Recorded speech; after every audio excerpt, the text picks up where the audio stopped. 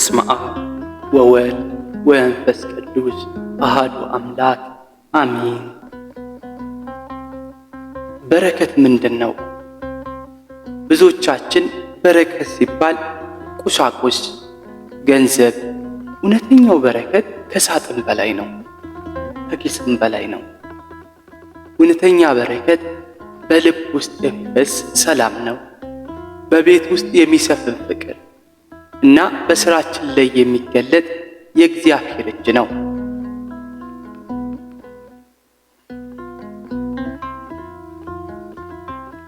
ዛሬ በሰይፈ ሚካኤል ቻናላችን ሕይወታችን በበረከት እንዲሞላ የዝግጅታችን መዝጊያ እንዲከፈትና የፈጣሪ ረድኤት እንዲጎበኘን ልንጸልየው የሚገባን ጥልቅ ጸሎትና ልናደርገው የሚገባንን መንፈሳዊ ጥበብ እንመለከታለን። እስከ መጨረሻው አብራችሁን ቆዩ። ምክንያቱም ዛሬ ለሕይወታችሁ አዲስ የተስፋ የሚዘራ ቃል ታገኙ ይሆናል። ደግሞም ታገኛላችሁ። እስከ መጨረሻው በትዕግስት ይህን ቪዲዮ ተከታተሉት። የበረከት ምንጭ አንደኛው አባቶቻችን ሲያስተምሩ በረከት ካለ ጥቂቱ ይበቃል፣ በረከት ከሌለ ግን ብዙ ይባክናል ይላል። እውነታቸውን ነው። ቅዱስ መጽሐፍም መጽሐፈ ምሳሌ 10:22 ላይ የእግዚአብሔር በረከት ባለጠጋ ታደርጋለች፣ ሐዘንንም ከእርሷ ጋር አይጨምርም ይላል። በረከት የሚጀምረው ከእግዚአብሔር ጋር ካለን ግንኙነት ነው። ስለዚህ የቅዱስ ሚካኤል ጥበቃ፣ የቅዱሳን አማላጅነት የሚመጣው ወደ ፈጣሪ ስንቀርብ ነው። በረከት ማለት የእግዚአብሔር አዎ የሚል ድምፅ በሕይወታችን ላይ ሲያስተጋባ ነው።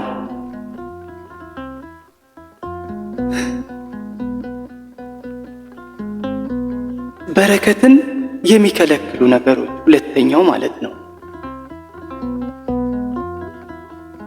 አንዳንድ ጊዜ ለምን ጸሎቴ አይሰማም፣ ለምን በረከቴ ከቤቴ ራቀ ብለን እንጠይቃለን።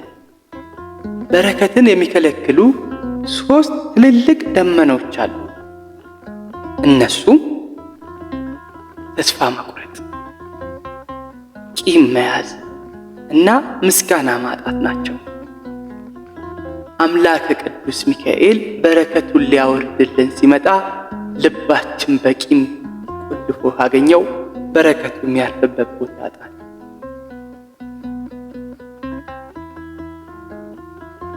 ለበረከት የሚጸለዩ ጸሎቶች፣ ይሄ ደግሞ 3ኛው ማለት ነው። እስቲ አሁን አብረን አንድ ጸሎት እንጸልይ። የምንጸልየው ጸሎት የቅዱሳን አባቶቻችንን ልብ የቀረበበት አምላክ ማረን የምንልበት ይህ ጸሎት በየቀኑ በጠዋት ስትነሱ ብትጸልዩት የዕለቱ በር ይከፈታል። አቤቱ ጌታ ሆይ እንደ ቸርነት ነው እንጂ እንደ በደላችን አትፍረድብን። የቅዱስ ሚካኤልን የምሕረት ሰይፍ ላክልን። የቤታችንን ባዶነት በበረከት ሙላው። የልባችንን ጭንቀት በሰላም ለውጠው። ጠላቶቻችንን ሊያሳፍሩን ሲነሱ አንተ በምሕረት ቅደምልን። በመውጣት በመግባት በሥራችንና በኑራችን ሁሉ በረከትን አፍስስብን። አሚን።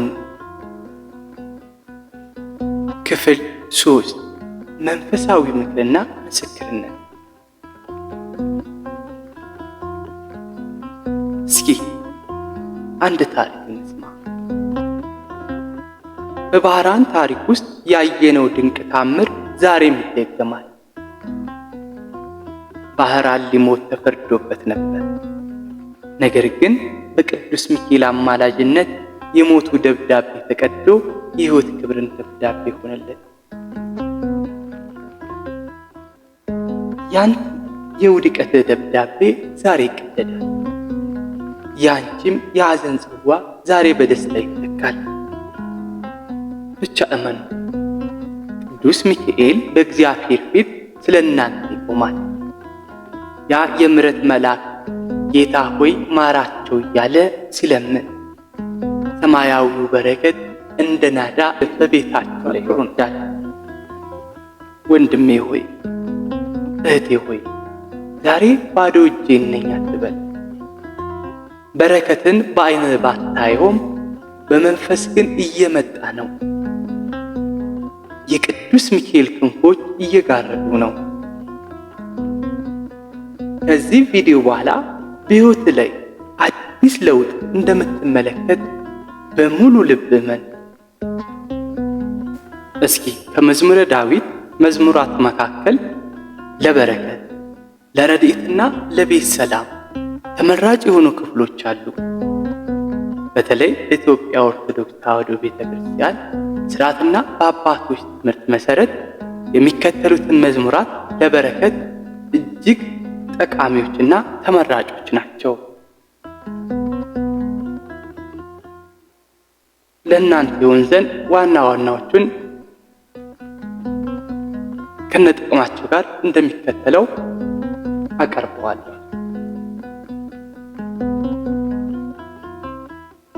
መዝሙር 23 እና መዝሙር 22 እግዚአብሔር እረኛዬ ነው።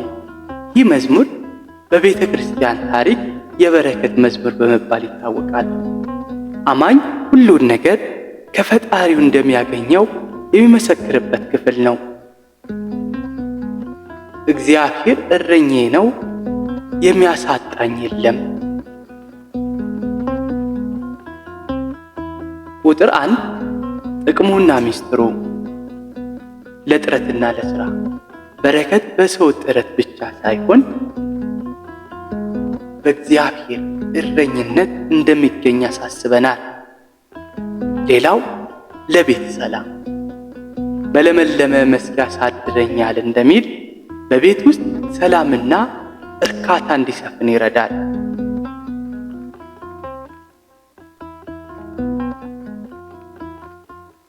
ከጠላት ጥበቃ፣ በጠላቶች ፊት ማዕድን አዘጋጀህልኝ እንደሚል በሰው ምቀኝነት እንዳንጎዳና በረከታችን እንዳይሰረቅ ይጠብቃል። ሌላኛው መዝሙር 128 እና መዝሙር 127 የቤት በረከት። ይህ መዝሙር በተለይ ለቤተሰብ ለትዳርና ለልጆች በረከት የሚጸለይ ድንቅ ክፍል ነው። የእጅን ድካም ትበላለህ፣ ምስጉን ነህ፣ መልካምም ይሆንልሃል።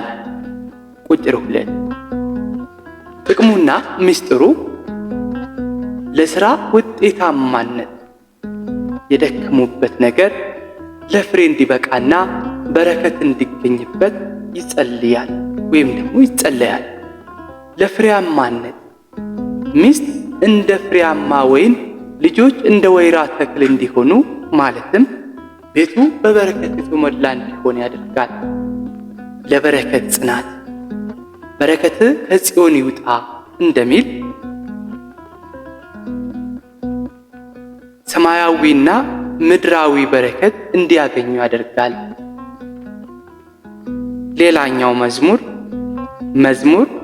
65 እና መዝሙር 64 የምድር በረከት። ለእርሻ፣ ለንግድ፣ ለሥራና በረከት የሚጸለይ ለእርሻ ለንግድና ለሥራ በረከት የሚጸለይ እግዚአብሔር ለፍጥረታት ሁሉ ያለውን ቸርነት የሚገልጽ ነው። በቸርነት ዓመትህ ታቀናጃለህ፣ በምድረ በዳም ስብን ይጠግባል። ቁጥር 11 ላይ ጥቅሙና ሚስጥሩ። ለውጤታማነት በንግድ ከሆነ በማንኛውም የዕለት ተዕለት ሥራ ስኬት እንዲኖረን ይረዳል። የችግር ጊዜ መሸጋገሪያ፣ ጭንቀታችንን የሚያቃልልልን አምላክ መሆኑን በማሰብ በረከት እንዳይቋረጥብን ይጸለያል። እነዚህ መዝሙራት እንዴት እንጸልያቸው ለበረከት የሚጸለይ ጸሎት እንዲሰምር እነዚህን 3 ነገሮች ማስተዋል ይገባል። አንደኛ፣ በምስጋና መጀመር። በረከት የሚመጣው ባለን ነገር ፈጣሪን ስናመሰግን ነው። ያለኝ ይበቃኛል የሚል ልብ ላለው ሰው በረከት ይጨመርለታል። ሁለተኛው፣ በጽናት መጸለይ። መዝሙራቱን በጠዋት ወይም በማታ በቋሚነት ለምሳሌ ለ7 ቀን ወይም ደግሞ 21 ቀን መጸለይ። ከተቻለ ከዛ በላይ መጸለይ ያስፈልጋል። ባይቋረጥም ጥሩ ነው። መንፈሳዊ ኃይልን ይሰጣል። ምጽዋት መስጠት በረከት እንዲፈስ መፍሰሻ መንገድ ያስፈልጋል። ለተቸገሩ ሰዎች በቅዱስ ሚካኤል ስም፣ በእግዚአብሔር ስም፣ በቅዱሳን ስም፣ በእመቤታችን ስም ጥቂት ነገር መስጠት ሰማያዊውን መዝገብ ይከፍተዋል። እንደ ማሳሰቢያ መዝሙረ ዳዊት ሲጸለይ በንጽህናና በትህትና ይህ ይደረግልኛል በሚል ጽኑ እምነት መሆን አለበት። የቅዱስ ሚካኤል ተራዳኢነት፣ የመዝሙረኛው የቅዱስ ዳዊት በረከት ከእርሶና ከቤቶ ጋር ይሁን። ይህ ቃል ለብዙዎች በረከት እንዲሆን ለወዳጅ ዘመዶ ያጋሩት። ሰብስክራይብ በማድረግ የሰይፈ ሚካኤል ቻናል ቤተሰብ ይሁኑ። የእግዚአብሔር ቸርነት፣ የድንግል ማርያም አማላጅነት፣ የሊቀ መላእክት የቅዱስ ሚካኤል ተራዳኢነት ከሁላችን ጋር ይሁን። በበረከቱ ይቆየን። አሚን። ወስብሐት